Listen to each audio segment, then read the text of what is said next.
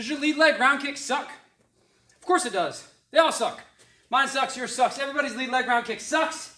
In this video, we're gonna show some footwork to maybe make it a little easier, figure out how we can learn to do it without any kind of footwork, and hopefully make it suck a little less. Everybody's rear leg round kick, even if they don't know what the fuck they're doing, is like, they can kick kinda hard enough to hurt a person. And then his coach says, all right, time to practice your lead leg round kick. And everyone's like, it's just hard.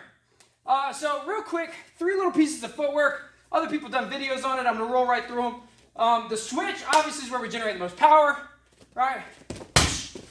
I don't switch because my legs are like this long and I'm slow. So they see it coming a mile away and it only goes 4 inches. So it's not for me, but maybe you have longer legs and you're not so slow. Maybe that'll work for you. We're not switching to southpaw and throwing a rear leg round kick. You're gonna switch and keep the hips loaded this way.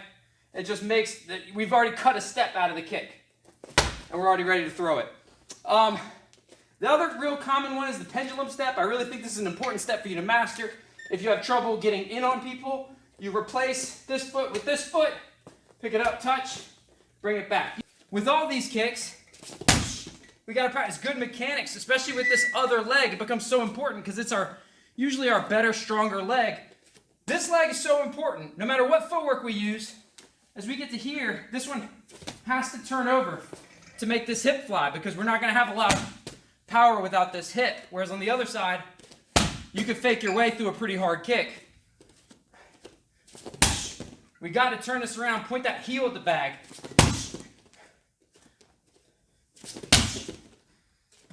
Little secret that I learned a while back. The lower you squat, the more range you get. I don't really know why it works that way. Maybe someone could comment below if they understand. If I'm lower, I can reach further. My favorite piece of footwork to land a lead leg round kick is what I call a cheat step. So like, that's hard, it's difficult, I want to cheat at it. So I'm gonna step this way first. Taking my rear foot, we're gonna step off at a 45-degree angle. This already loads up our hips. We're already ready to lift this thing up. Stepping to the outside and starting to achieve that. Obviously, we can't just go, I'm gonna kick you. So, but this one's easy to disguise. You're working your combinations, whatever. Off the jab, off a hand trap, off a post, off a feint, whatever. We stick this hand out, boom. We got it here kind of for free. And then you can throw that kick in there.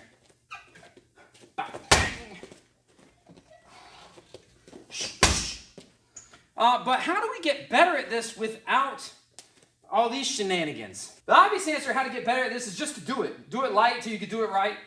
Up, over, back, down. Up, over, back, down. A lot of people get hung up when I show kicks and teach kicks and learn kicks for myself. I do these steps where I pick this up, straight forward first, turn it over, back, and down. That's a learning tool for me. That's what we use here to teach these steps. Obviously, when it's live and you're throwing it for real, those steps are going to sort of disappear. But that's a common theme of how we teach kicks here, is we teach these steps.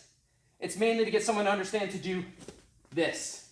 This is the important thing, getting this hip over.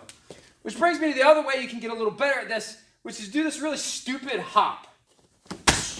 So yes, this jump looks sort of goofy, but it forces you to turn your hip because once you're in the air, you have to turn your hip in order to make anything happen, or else you get like a lame, you'll know right away that it's wrong. So if you're jumping, you have to turn your hip in order for any kind of kick to happen.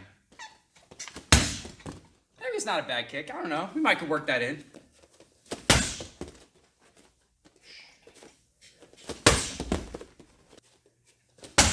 You have to do it right. You have to turn your hip over. So those are just some ideas about the lead leg round kick. Yours sucks, I understand. Practice it slow. Practice it for a year or more. And then one day you'll be able to surprise somebody with it. We'll be doing a video soon with one of my coaches, Clifton Davis, where we're going to talk about strategies about how to actually land this on a person. But in the meantime, Practice. All right? Practice the method that you like most. All right?